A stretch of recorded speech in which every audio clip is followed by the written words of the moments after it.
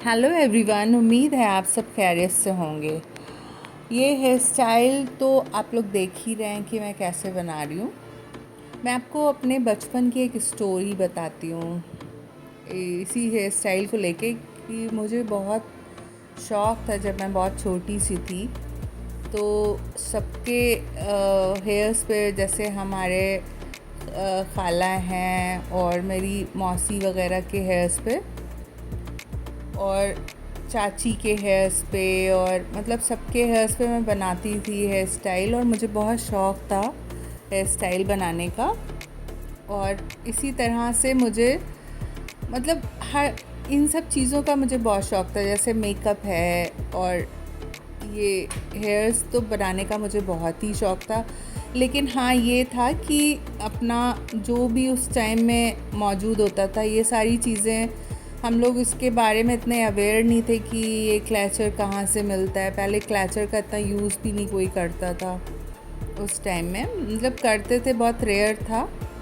और लेकिन फिर भी जो भी चीज़ें होती थी वो जो घर में होती थी उसी से ही हम लोग हेयर्स बनाते थे। जैसे जूड़ा पिन ज़रूर होती थी और ये हेयर पिन भी होती थी, तो इसी को लेके बस बनाते थे। बहुत शौक़ था मुझे, छोटे से थे तो मतलब इन सब चीज़ों का मुझे बहुत शौक़ था, किसी को सजाने का, किसी का मेकअप करने का और हेयर स्टाइल बनाने का तो बहुत ही शौक़ था। फिर धीरे धीरे जब मेरी शादी हुई, फिर मेरा इन सब चीज़ों में थोड़ा इंटरेस्ट उतना नहीं रहा, मतलब थोड़ा कम हो गया था।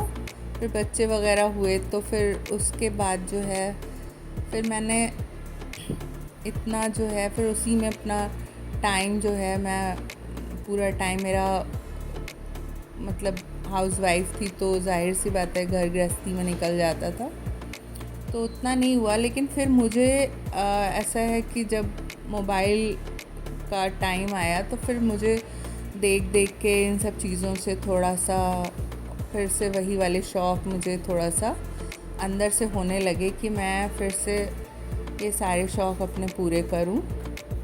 तो फिर मैंने धीरे धीरे फिर मेरे पास मैंने डमी को ये लिया था कि मुझे हेयर स्टाइल का शौक़ तो था। फिर मैंने एक डमी ली, फिर उसके बाद ये ऐसी रखी हुई थी मेरे पास डमी जो थी। लेकिन मैं इसका कभी मैं सोचती भी नहीं थी कि मतलब कभी कभार उस पर हेयर स्टाइल बना के बस ऐसी मैं देखती थी, लेकिन मेरे मन में ये नहीं होता था कि कभी मैं इसका वीडियो बनाऊंगी।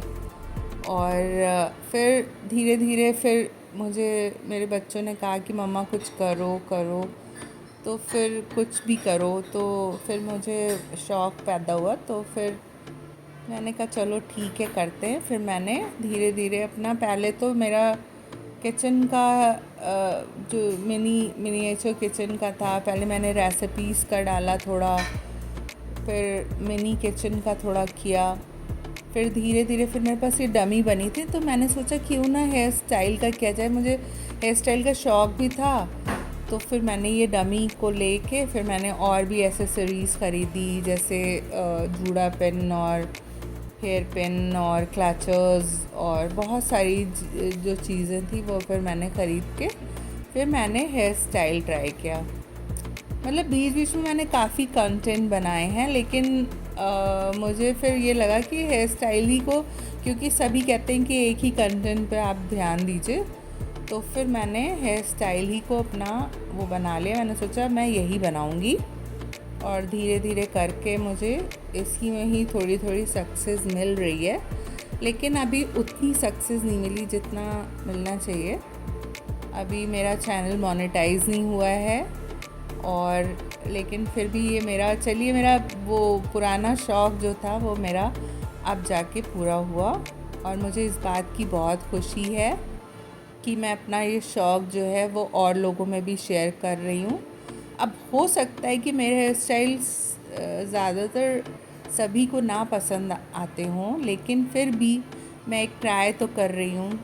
और प्लीज़ मुझे फ्रेंड सपोर्ट करिए। और इसी तरीके से ये देखिए, ये हेयर स्टाइल आपने देखा होगा, आप हेयर स्टाइल तो देख ही रहे होंगे और साथ में मेरी थोड़ी सी बातें भी सुन रहे होंगे।